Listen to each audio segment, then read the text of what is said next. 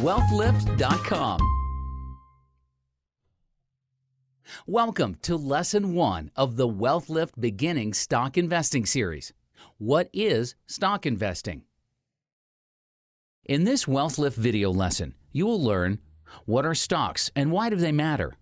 Why do people invest in stocks? What do terms like closing price and market volume actually mean? What are stocks? Everyone seems to have some sort of idea about what stocks and shares are, but let's just be clear with some of the terminology. A stock or share represents ownership in a piece of company. When you own a stock, you own a small piece of a much larger company. When you see stocks bought and sold on the stock market, you are watching people buying and selling their ownership shares in different companies. The stock price of a company is the current market price of a single stock in that company. Every minute, thousands and millions of these stocks are traded on a stock exchange, such as the New York Stock Exchange, NYSE, or the NASDAQ. Buyers put in a bid price, or a price they are willing to buy the stock for, while sellers put in an ask price, or a price they are willing to sell the stock for. The stock exchange brings these buyers and sellers together and settles the transaction all in a matter of milliseconds. When you're putting in buy and sell orders with a stockbroker, you'll be able to choose the minimum ask price for selling stocks or maximum bid price for buying stocks, so you only make the trades that you're comfortable with. What are some of the key terms? The number of stocks being traded over any period of time is known as market volume. Any unusually large increase in volume is a sign that people are currently trading the stock quite heavily based on news or information about a company. The market capitalization of a company represents the total value it offers to shareholders. You can calculate market capitalization by multiplying the current stock price of a company by the number of outstanding shares, or the number of stocks that the company has issued.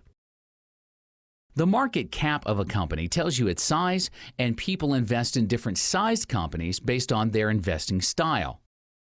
As a general rule, larger, more established companies have less volatility in their stock price, but also less room to grow, while smaller, newer companies have greater volatility, but greater potential price appreciation. The lowest and highest price that a stock is traded for in any particular day is known as its day range. The lowest and highest price a stock has traded for in the past year is known as its 52-week range.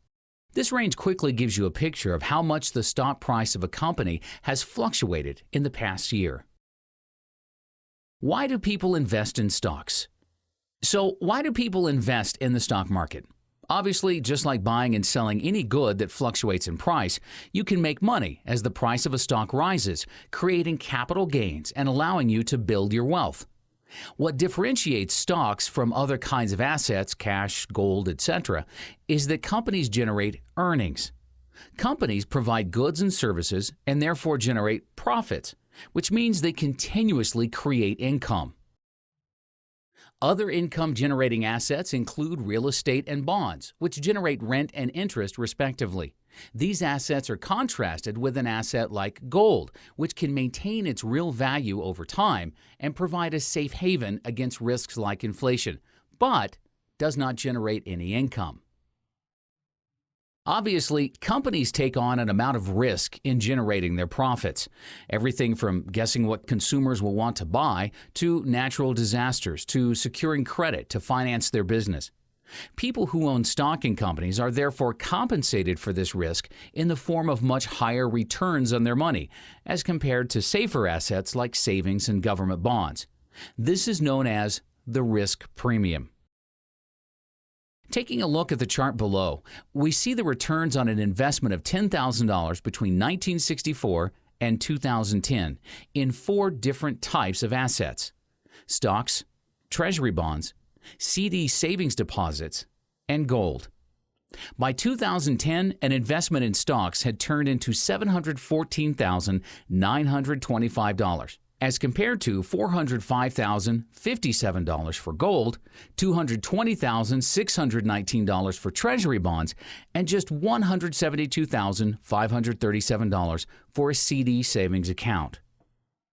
While bonds and savings generate some return and gold holds its value well over time, none of these other assets generate real earnings because none of these other assets actually generate profits from providing a good or service.